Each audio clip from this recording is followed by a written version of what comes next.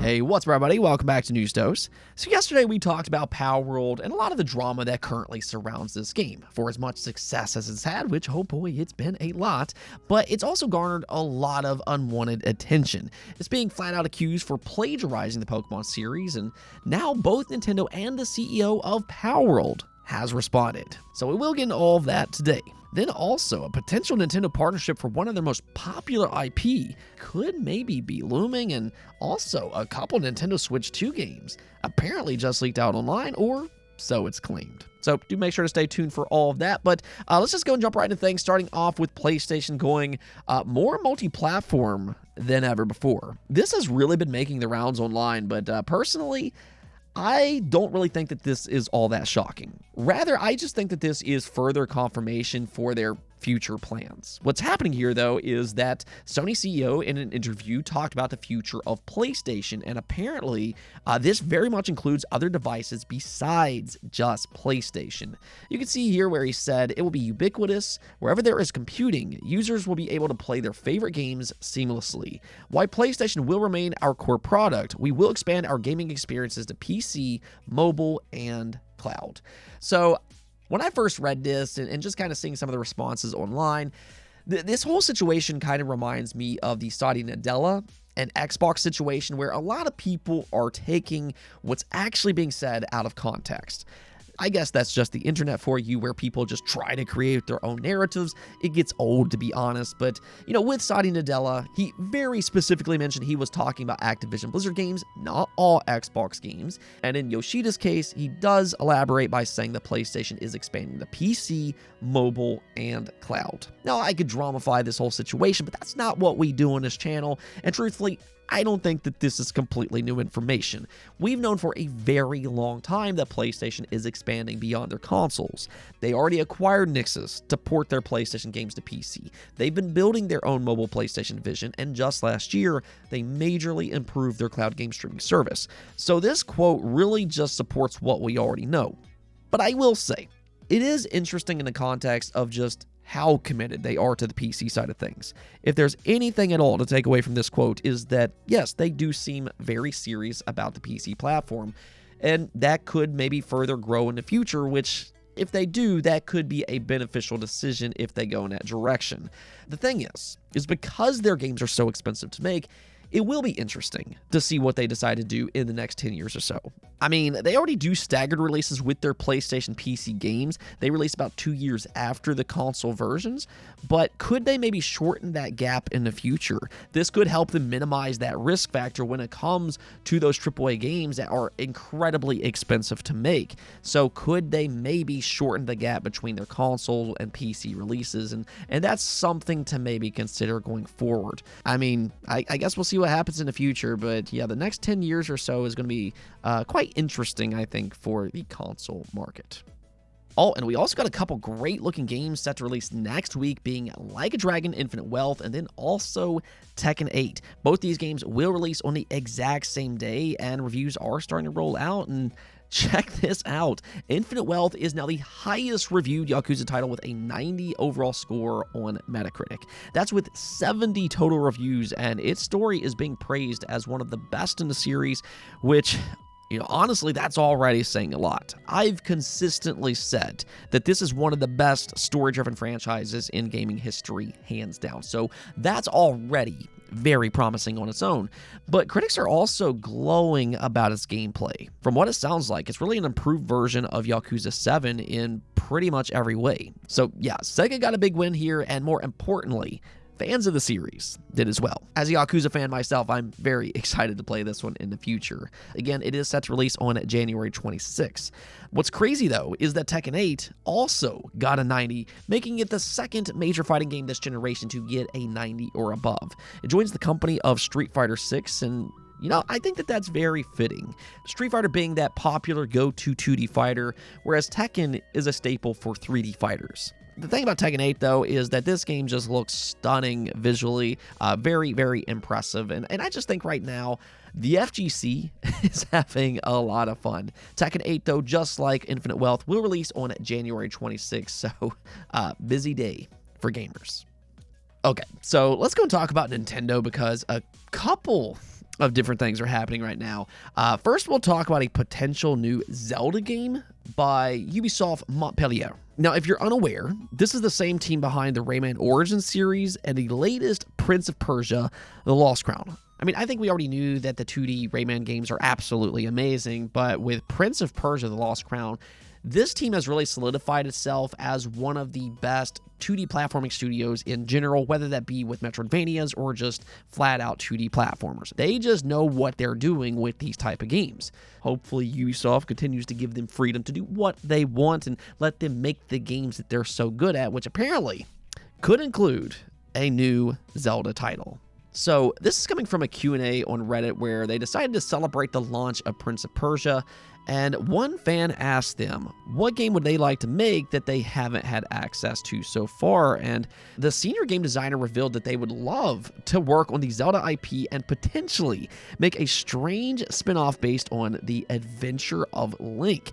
Now, this is actually really interesting stuff because let's be honest about this. This sounds like the absolute perfect pairing. I mean, the first couple Zelda games were 2D side-scrollers, and while they might not necessarily be the most beloved entries, it would be kind of interesting to see another entry like that set in a more modern Metroidvania type of world, especially with the same team that just revived Prince of Persia.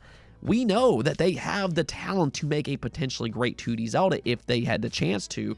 And, you know, even though this is not a game that I've seen a lot of people request, I think that it's worth considering. For that matter, Nintendo and Ubisoft does already have a good relationship. They've worked together on the Mario plus Rabbids series, and even more so, we just discovered recently that Nintendo is seeking for more partners to work on their popular IP. So it sounds like Nintendo is all ears right now if the right pitch comes along. So if Ubisoft really wants to do this, I think there's actually a realistic chance that this could potentially happen. They need to go pitch this to Nintendo. Now, I'm not saying that it will happen, but there is potential here if they do make that pitch, because I think that this is a good idea. Let me know what you all think about all this, though. Would you like to see a new 2D Zelda made by the same team that worked on Prince of Persia, or not? I never really thought about this before, but now that I've heard this idea, I personally love it. Another thing that I would love to see, though, is for Persona 3 Reload and Metaphor Refantasio on Nintendo. Well, according to a new leak by MBKKSST, yada yada yada, basically we'll just call this Insider the Alphabet. But according to this person who apparently leaked Persona 3 Reload and Persona 5 Tactica before their announcements, they're also now claiming that Persona 3 Reload and Metaphor Refantasio will release for the Nintendo Switch 2.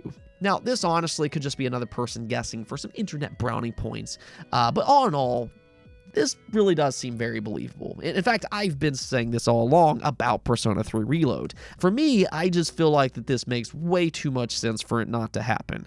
I think the reason these games are skipping the Switch is because they're coming to its successor as possible launch titles. That would immediately give these games a lot of attention, and I mean, the Persona series is already available on the Nintendo Switch, which it's done very well there. Nintendo is also incredibly popular in Japan, where it absolutely dwarfs the competition by far, and well, Persona is also very popular in Japan. It would be beyond dumb to skip Nintendo completely. And okay, I understand that Atlus has made some weird business decisions in the past, but I just can't see them backtracking after finally becoming more multi-platform. I mean, there's no way that they would bring these games to Xbox and not consider them for Nintendo's next console as well.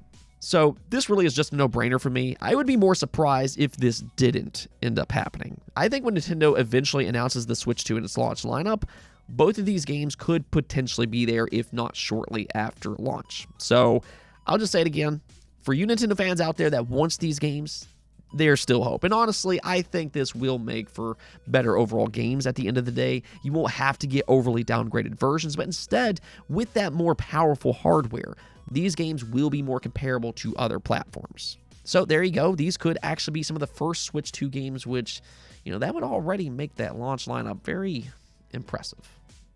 Now, we do need to talk about Palworld again. Its success just continues to grow to absolutely unbelievable numbers. It's now sold 6 million copies, and it also has the second highest concurrent peak of all time on Steam, surpassing the ever-popular Counter-Strike. That is absolutely insane, especially for a new IP like this. But the more popular this game becomes, so too does all the extra noise. There's been a lot of accusations that Palworld flat out plagiarized Pokemon by using generative AI. Now, admittedly, some of the designs are very similar to Pokemon, and because this company's history with AI, the suspicion isn't necessarily completely unfounded.